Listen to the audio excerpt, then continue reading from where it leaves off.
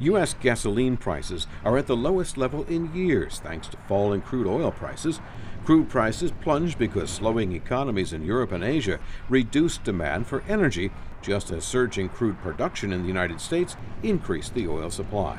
Too much crude and too little demand complicate the economic and energy landscape for energy producers, according to ELLICE consulting investment expert James Berkeley, who spoke via Skype. You can clearly see that some of the producers are playing a game of poker. In the past, the Organization of Petroleum Exporting Countries coped with falling prices by agreeing to cut production, which limited supplies and boosted prices.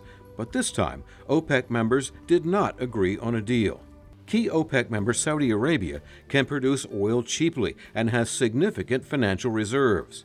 The Saudis may calculate their country can endure low oil prices longer than their economically troubled regional rival Iran, according to LaSalle University professor Edward TURZANSKI, who spoke via Skype. The Saudis say, we'll be willing to pay a price for some trouble at home because we know it's going to hit the Iranians much harder. But low oil prices are also hurting the oil-dependent economies of Venezuela and Russia.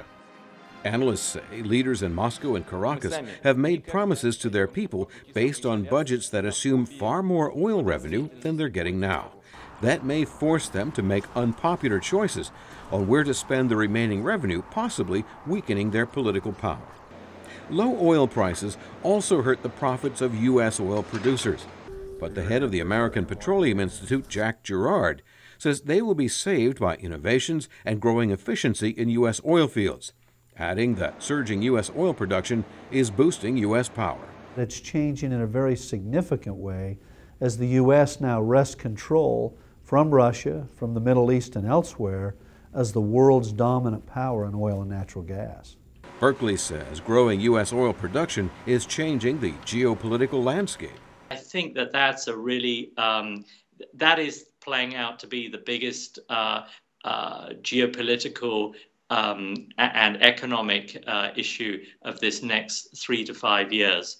Berkeley says it's a safe bet that the struggle over oil prices, energy production, and economic growth will grow more and more intense.